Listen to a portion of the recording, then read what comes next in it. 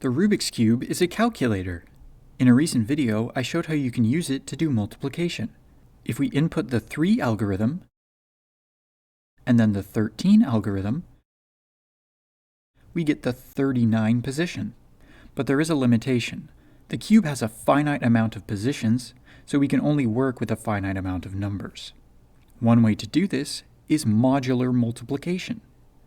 So I made a calculator in mod 100, a system where 100 equals 0. This means that we only need 100 positions, since 101 has the 1 position, 102 has the 2 position, and so forth. So if we multiply 11 times 11, we get the 21 position.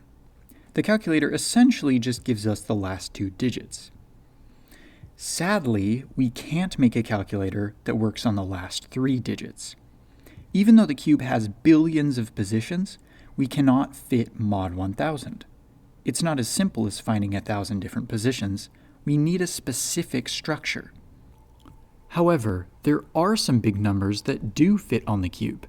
They just aren't powers of 10. In fact, the maximum modulus is pretty big. In this video, we will find that maximum and then apply this idea to bigger cubes, like the 4x4, 5x5, up to the 13x13 and the Megaminx. To start, let's review the construction of the calculator mod 100.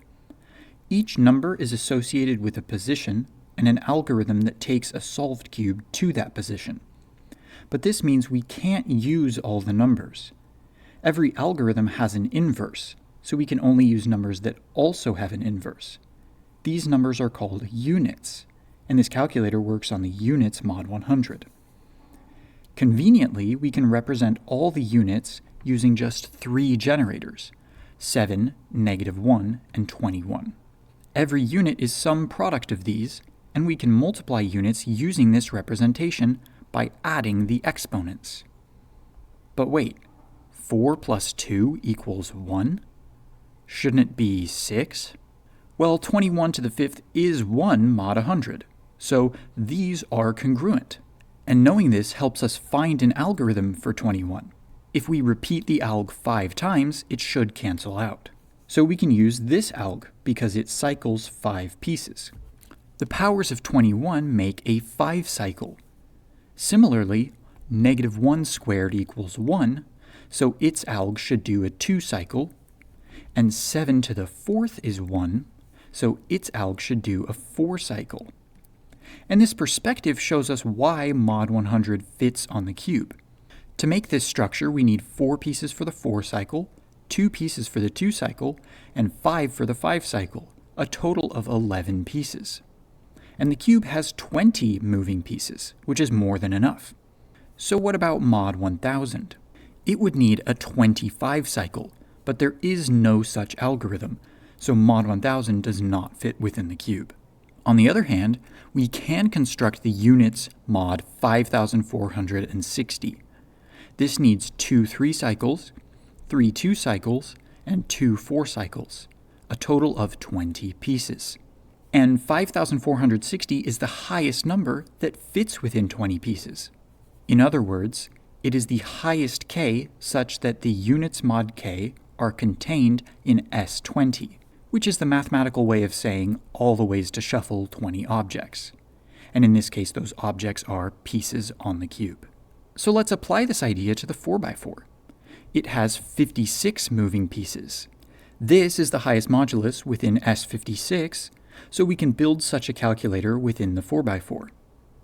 Similarly, we can construct this calculator within the 5x5. And we could continue. This sequence of the highest modulus within each Sn is useful for finding large calculators. But we can do better. The 3x3 has 20 pieces, but it's quite different from S20. We don't actually need all 20 pieces for mod 5460. Instead of swapping 2 pieces for a 2 cycle, we can just flip a single edge. And instead of using a 3 cycle, we can twist a single corner. We're cycling the stickers instead of the pieces. Using this reduction, we only actually need 13 pieces. Well, 13 active pieces. It's actually impossible to twist a single edge or corner. We need to twist at least 2 at a time. But we can set aside one free edge and one free corner to twist as needed, and that fixes the problem. Even with these 2 free pieces, our total is still just 15. There are 5 extra pieces left over. So now let's pretend we have 25 total pieces and see where that gets us. This is the highest that fits within S25. It has the same cycles as before, but with an extra 3 and 2 cycle, for a total of 25 pieces. But with twisting, we only need 17 pieces. There are 3 extra pieces left over. So now let's pretend we have 28. Wait, this is going to get repetitive. I don't really like this approach of trial and error, just adjusting the sequence to meet our needs. This is going to get repetitive. I don't want to just check again and again and again. This is going to get repetitive. Instead, let's learn how this sequence is calculated, then adjust that calculation to give a different sequence, one that's made specifically for the cube. To see how this sequence is calculated, let's look at the example of 32,760. We can break this number down into its prime powers. And in a recent video, I showed how we can do something similar with the unit groups. Groups can multiply together. We then find the number of pieces for each of these smaller groups. I'll explain this later. For now, we see that they add up to 25. And this is why the unit group fits within S25. And it's the highest in S25. We could try a higher modulus, like by replacing 13 with 19, but then we'd need 29 pieces. Too many for S25. We could make some extra room by dividing out the 5, but the resulting modulus is lower. So how do we find this 32,760? The problem comes down to this. What is the highest combination of prime powers that fits within 25 pieces? Or within any n pieces? This is a knapsack problem, a well-known type of optimization problem in programming. Suppose we are exploring and we stumble upon some valuable treasure, each with a weight and value. We'd like to take them all with us, but they're heavy and our knapsack can only carry 10 kilograms. Maybe we just take the sword for 100 gold, but we'd be better off with the goblet and crown. Can we do any better? To find the solution, let's make a table of the best option for each weight, then evaluate each treasure. The sword is 10 kilograms, so it only fits in the 10 kilogram column. The goblet is 6, so it fits in anything 6 or more. But it's not the best option for 10, since it's less valuable than the sword. The ruby is only 3, so it's the best for 3, 4, and 5. But now, notice, we have a new best for 9, since we can carry the goblet and the ruby. This means we also have a new best for 10. Now let's use this idea to add the ring. If we add the ring to the best for 9, we'd get 135 gold, which beats the best for 10, so we have a new best. But if we add the ring to the best for 8, we don't beat 9, so we don't update it. Continuing, we have a new best for 8, and 7, but not 6, and then a new best for 5 and 4, but not 3, and then 2 and 1. Now let's repeat the process for the crown. The crown is 4 kilograms, so the jumps are larger, but the idea is still the same. Adding the crown to the best for 6 does not beat the best for 10, and the same goes for 5 and 9. But we do get a new best for 8. Let's update the rest of the table. And we'll repeat this for the last treasure, the emerald. And now we see that the most valuable combination for 10 kilograms is the goblet, ruby, and ring. So let's take these. Oh, I guess someone else took the treasure while we were busy doing calculations. They even took the knapsack? But hey, on the bright side, we have even more calculations to do. We can apply this algorithm to calculate terms of this sequence. The treasures are the prime powers, their weights are the number of pieces, and the values are the natural logs. We want to multiply the prime powers, but the knapsack algorithm adds values together, so we use the log. So let's do it. We first check 2, and then we check 3, and then 5, 7, 11, 13. This is going to get repetitive. We have to check all the primes. Or maybe we don't. Let's say our goal is to find the highest within S20. Then we don't need to check any primes with more than 20 pieces. They just won't fit. You may have noticed, as the primes increase, so do the number of pieces. So there is a highest prime with 20 or fewer pieces. But this increase isn't strict. 19 has fewer pieces than 17. So it's not easy to know if we've found the true highest prime. But we can show that this highest prime is less than 2,310. To do so, let's see how to calculate the number of pieces. Each unit group for a prime p has p minus 1 units, which form a cycle. So U17 forms a 16 cycle and therefore needs 16 pieces. U19 forms an 18 cycle, but we can break down a cycle using its prime powers. So an 18 cycle becomes a 2 and a 9 cycle for a total of 11 pieces. And this method applies to all the odd primes, and it helps us to see why the number of pieces goes up. For larger primes, either we get a few large prime powers or a bunch of small prime powers. In both of these cases, there are more than 20 pieces. But notice, a bunch of small prime powers gave a smaller number of pieces. More prime powers means fewer pieces. 2,310 is relevant because it's the fifth primorial, the product of the first 5 primes. If a prime p is between the 5th and 6th primorial, then p minus 1 has at most 5 prime powers. The minimal sum of 5 factors of p minus 1 is 5 times the 5th root of p minus 1. So this is a lower bound for the number of pieces of p.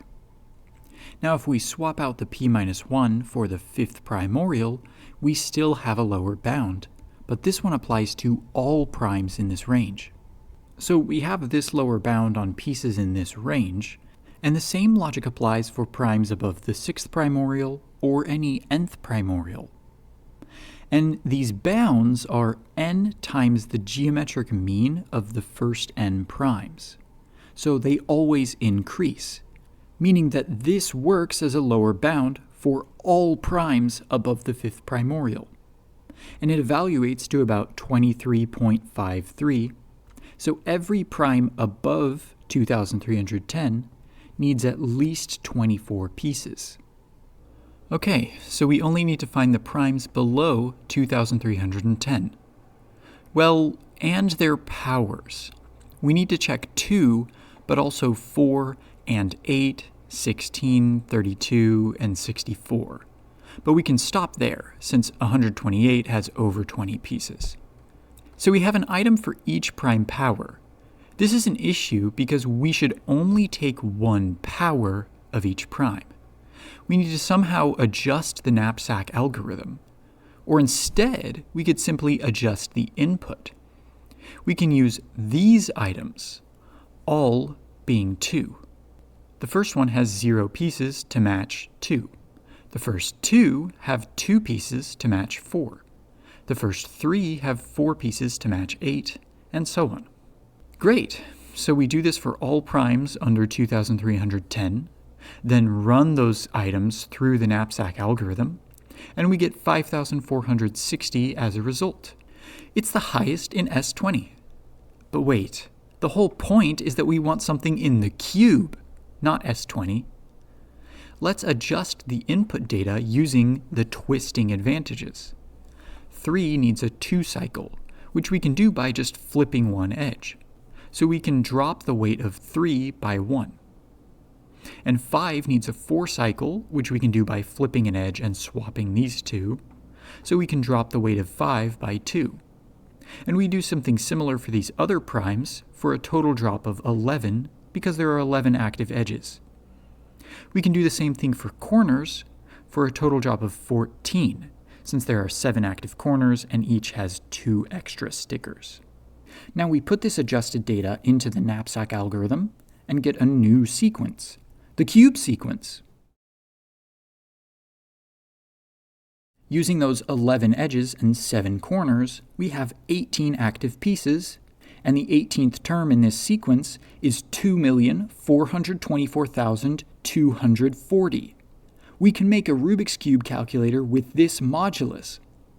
And it turns out, this is the highest possible modulus that fits on the cube.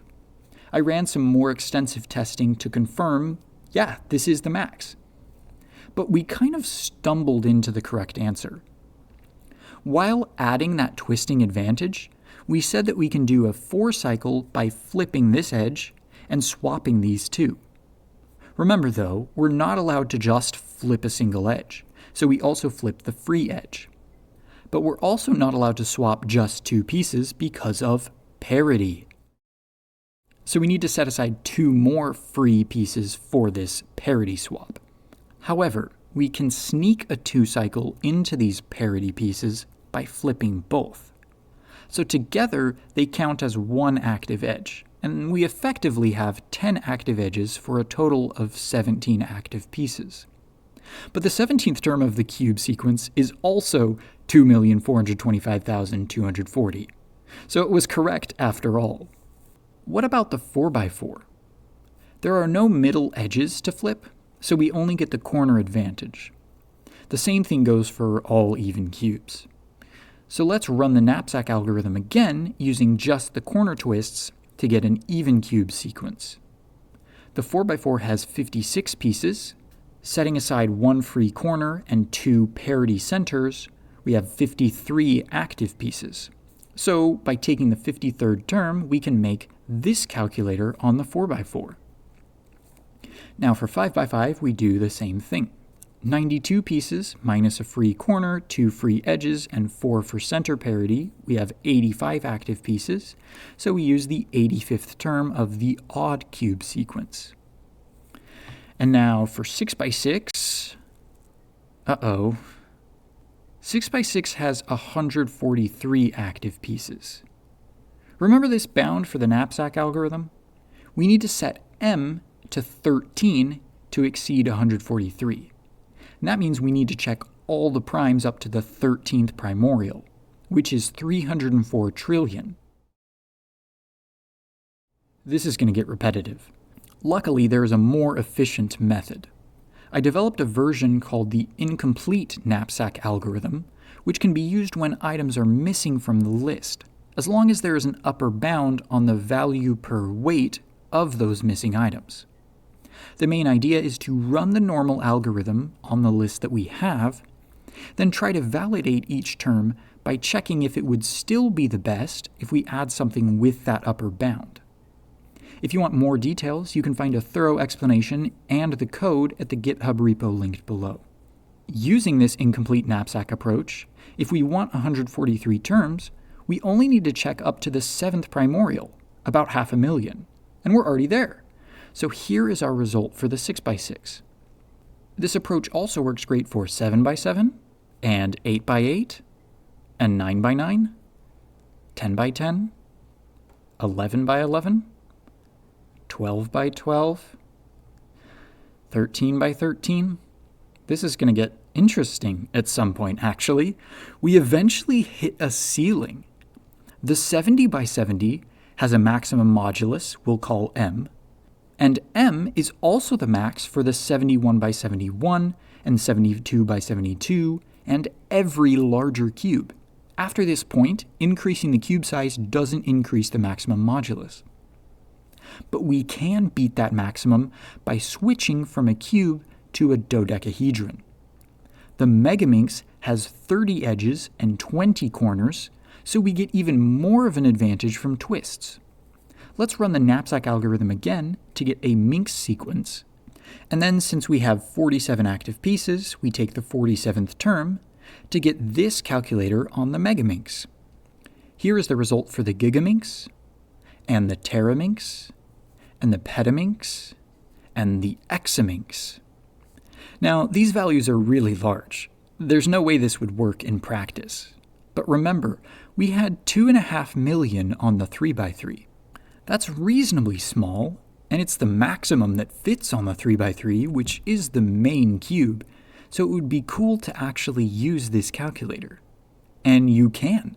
My friend Arhan and I found optimal algs for every single unit. They're all available at this site, which is linked below. It starts in the 1 position.